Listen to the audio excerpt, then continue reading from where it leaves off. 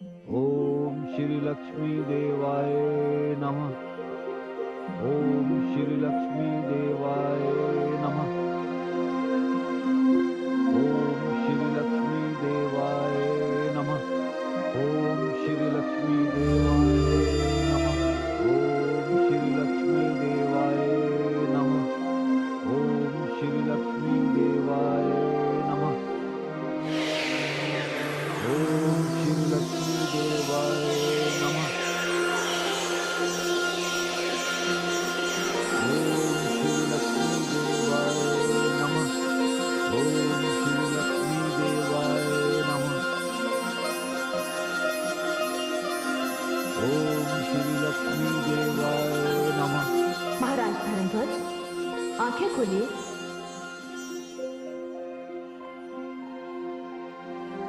आपकी तपस्या पूरी हुई।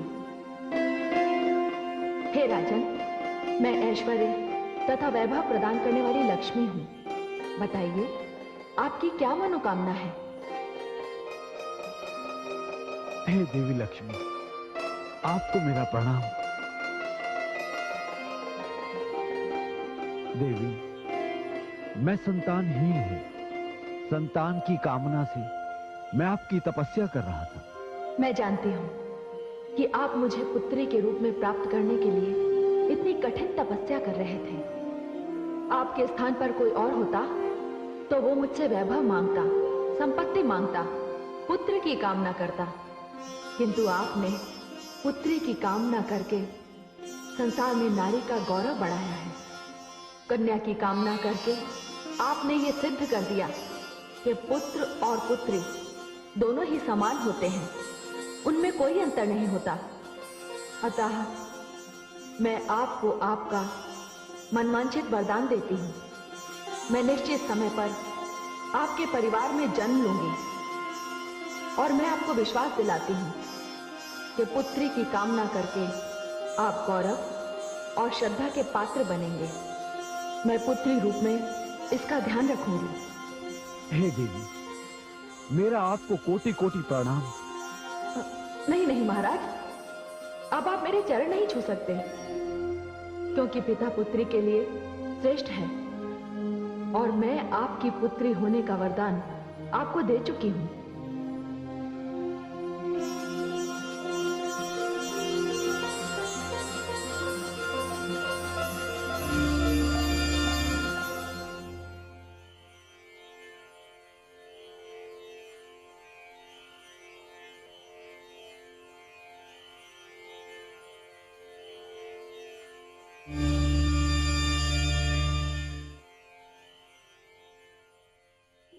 प्रणाम पद्मनाभ।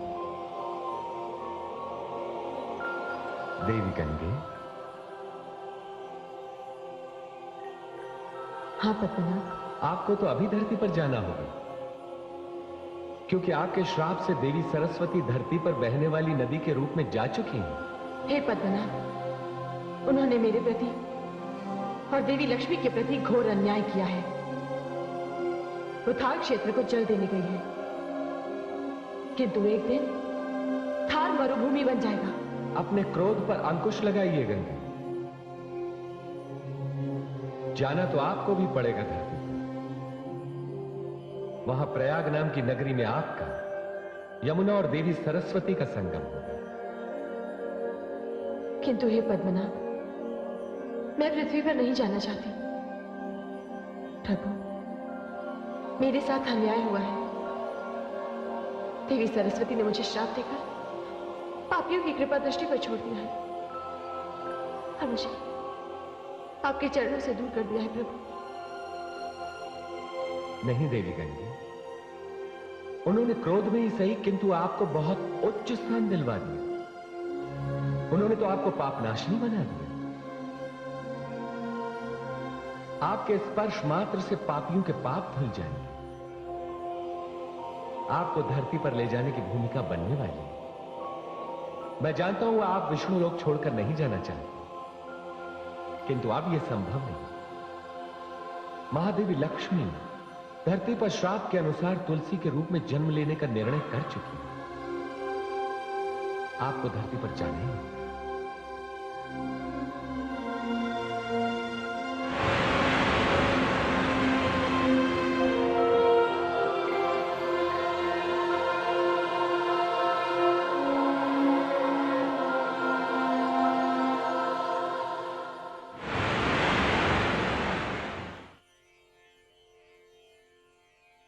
आदि प्रजापति, हे आदि प्रजापति। देवी गंगे आप? हे आदि प्रजापति, आप मुझसे रुष्ट होंगे, किंतु ये जानते हुए भी मैं आपके दर्शन करने आई हूं। देवी गंगे, सत्य तो यह है कि मैं आपसे रुष्ट नहीं हूं। विष्णु लोक में जो कुछ भी हुआ उसका उत्तरदायित्व तो केवल देवी सरस्वती पर ही है, और इसी कारण उन्हें देवलोक छोड़कर मानवलोक जाना पड़ा। किंतु आपने अपने आने का कारण नहीं बताया। हे आदि प्रजापति, श्राप तो मुझे भी मिला है, किंतु मैं आपसे विनती करने आई हूं कि आप मुझे ब्रह्मलोक में निवास करने दें। मुझे निराश मत कीजिएगा। नहीं देवी गंगे, मैं आपकी बात नहीं टालूंगा क्योंकि आप शरणागत हैं, किंतु मैं जानता हूं कि आपको धरती पर जाना ही होगा और उसके लिए आप विवश कर दी जाएंगी, क्योंकि देवी सरस्वती का शाप अपना प्रभाव तो दिखाएगा अवश्य। हे आदि प्रजापति, जब वो अपना प्रभाव दिखाएगा तब दिखाएगा, किंतु तब तक तो आप मुझे अपने कमंडल में स्थान दे दें। यदि आप विधाता से यह कहने आई हैं कि वो भविष्य नहीं जानता, तो मैं आपके भ्रम को नहीं तोड़ूंगा, किंतु होगा वही जो मैंने कह दिया। अब आइए और अपनी इच्छा पूर्ति हेतु इस कमंडल में प्रवेश कीजिए।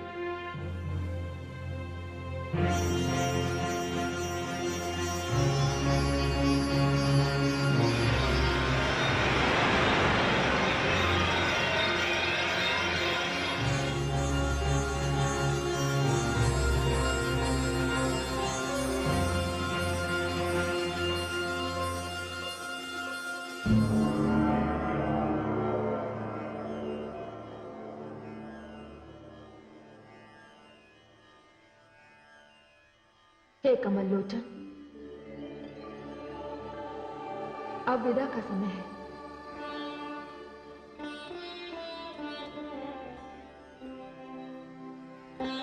देव, विधाता की यही योजना है कि मेरी और आपकी लीला सदैव चलती रहे। आप जब भी धरती पर उतरेंगे मुझे भी उतरना ही होगा। इसी प्रकार जब भी मैं अवतार लूंगा मुझे आपका सहयोग भी मिलता रहेगा। आपके बिना मुझे बहुत अकेलेपन की अनुभूति होगी भगवान।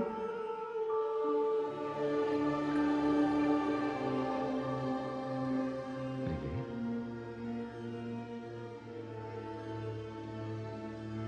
मैं और आप दो होकर भी एक ही, हमें अधिक समय तक एक दूसरे से अलग नहीं रखा जा सकता। हो सकता है यह भी विधाता की योजना का एक अंग हो। आज्ञा दीजिए भगवान।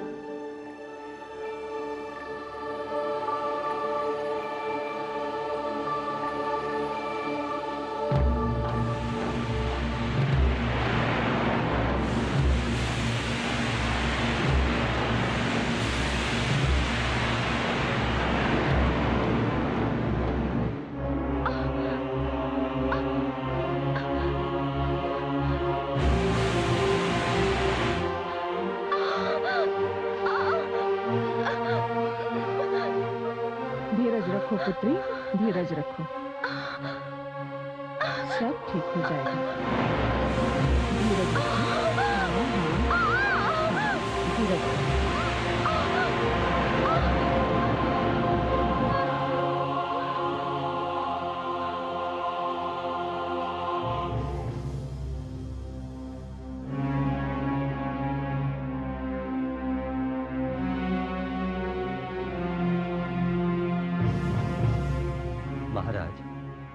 आप शांति से बैठ जाइए। आप इतने अधिक विचलित क्यों हैं?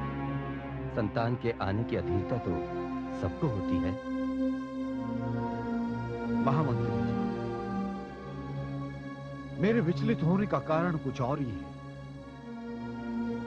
मैंने वर्षों देवी लक्ष्मी की तपस्या की और उन्होंने मुझे वर दिया कि वो पुत्री रूप में मेरे कुल में जन्म लेंगे। किंतु चिंता का विषय तो यह है कि वो इस बार भी जन्म लेंगी या नहीं। सच पूछिए महामंत्री जी, मैं पुत्र चाहता ही नहीं। महाराज, महाराज, बधाई हो महाराज, बधाई हो। एक कन्या रत्न ने जन्म लिया है। ओ धाई माँ, ये लीजिए। कन्या रत्न ने नहीं, साक्षात देवी लक्ष्मी ने मेरे घर जन्म लिया है। माँ, मैं आपके दर्शन करना चाहता हूँ। माते, मैं आपके दर्शन के लिए आ रहा हूँ। माते, माते, माते, माते, माते, माते, माते, मुझे क्षमा कर दीजिए माते। मैं एक साधारण मानव हूं। मैं इस संदेह में पड़ा हुआ था कि आप मुझे दर्शन देंगी या नहीं। मैं आभारी हूं, मैं आपका आभारी हूं। आपने मुझे धन्य कर दिया। महाराज, मैं हार गई और आप जीत गए। मुझे पुत्र होने की संभावना थी, किंतु आपका विश्वास विजयी हुआ। लीजिए महाराज, आपकी पुत्री।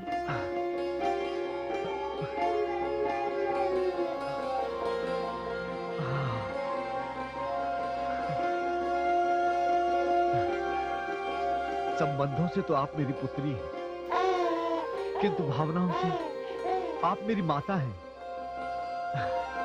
देखो महारानी, देखो, साक्षात लक्ष्मी स्वरूपा है। इनके रूप की कोई तुलना नहीं की जा सकती। पुरोहित जी आकर कोई भी इनका नामकरण करें, किंतु मैं तो इन्हें तुलसी ही कहूंगा। महाराज, इस कन्या का इससे अधिक सुंदर नाम हो ही नहीं सकता। शरणागत दिनार्कस्य परित्राणपरायणः सर्वस्नेह गौरी नारायणी नमोस्तुते। इस शुभ अवसर पर पूरे राजमहल में दीप उत्सव किया जाएगा। सारे नगर को सजाया जाएगा। सारी प्रजा को राज के समारोह में आमंत्रित किया जाएगा। हे माता, आपका इस महल में स्वागत है। आपने मुझे धन्य कर दिया। हे देवी परमेश्वरी, देवी लक्ष्मी ने तो धर्मध्वज के घर में जन्म ले लिया। हाँ महादेवी, धर्मध्वज की सारी नगरी में उत्सव मनाया जा रहा है, किंतु इस समय जो सबसे अधिक अस्त व्यस्त हैं, वे हैं हमारे भगवान विष्णु, जिन्हें अपनी प्रिया लक्ष्मी अर्थात तुलसी के लिए संसार में एक असुर के रूप में अवतरित होना पड़ा। क्या? हाँ महादेवी, जिस प्रकार धर्मध्वज के महल में तथा नगरी में कन्या के जन्म का उत्सव चल रहा है, उसी प्रकार दानवों की एक नगरी में दानव कुमार शंखचूड़ के जन्म का उत्सव भी मनाया जा रहा है। हे देवी परमेश्वरी, ये दानव कुमार शंखचूड़ कौन है? महादेवी, ये दानवों का भावी सम्राट है। ये भगवान श्री विष्णु का अंशावतार है। किंतु हे देवी परमेश्वरी, दानवों में ये अंशावतार क्यों?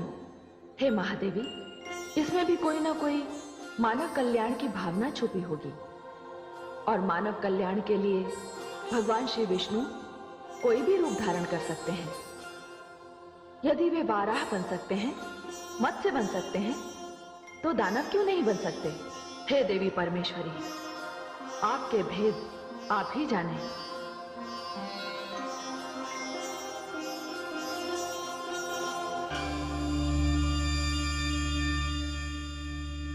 नारायण नारायण।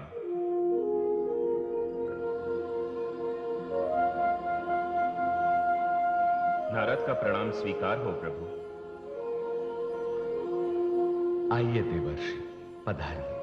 हे प्रभु, आप यहां हैं और आप दानव दंभ के घर जन्म भी ले चुके हैं, किंतु माता कहां है? प्रभु, मुझे तो यहां सब कुछ बड़ा विचित्र सा दिख रहा है। देवर्षि, आपने एक साथ इतने अधिक प्रश्न कर दिए कि मुझे उनका उत्तर एक एक करके देना पड़ेगा।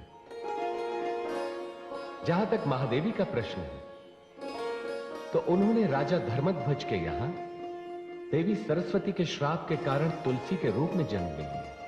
हे प्रभु, माता लक्ष्मी को तो श्राप के कारण दूसरा जन्म लेना पड़ा, किंतु आपने उस दानव पुत्र में अपना अंश क्यों डाल दिया? प्रभु, ये कैसी लीला है? ये कैसा रहस्य है? देवर्षि, गोलोक वृंदावन में सुदामा नाम का एक गोप हुआ है। उसे श्री कृष्ण प्रिया राधा ने राक्षस होने का श्राप दे दिया। अब मुझे देवी लक्ष्मी की मुक्ति के लिए उस राक्षस में अपना अंश डालना पड़ा। प्रभु, किंतु आपने उसी दानव में अपना अंश क्यों डाला? इसलिए देवर्षि कि ब्रह्मा जी ने तुलसी के भाग्य में जो वर लिखा है, वो वर दानव शंखचूड़ होगा। नारायण नारायण। हे लीला पुरुष, मैं समझ गया, किंतु आपकी इस लीला को देखने के लिए मुझे वर्षों प्रतीक्षा करनी पड़ेगी। नहीं देवर्षि, ब्रह्मा जी की लेखनी के अनुसार देवी तुलसी जन्म लेने के पश्चात ही बड़ी हो जाएंगी, और यही स्थिति दानव कुमार शंखचूड़ की भी रहेगी। प्रभु, मैं बड़ी व्याकुलता से इस लीला को देखने की प्रतीक्षा करूंगा। मुझे आज्ञा दें, मैं चलता हूं। नारायण नारायण।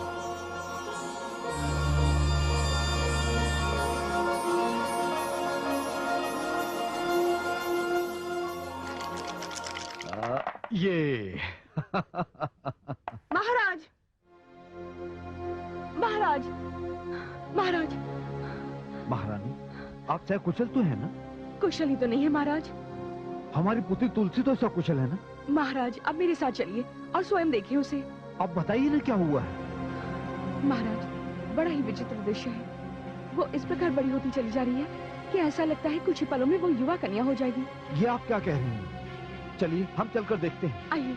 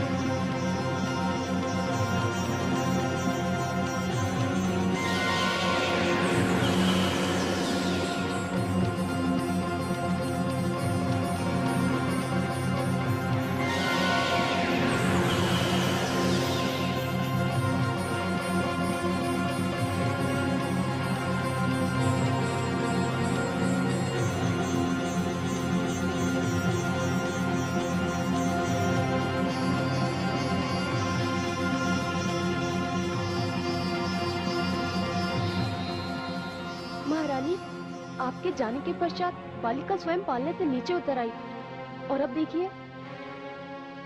आप रुक जाओ।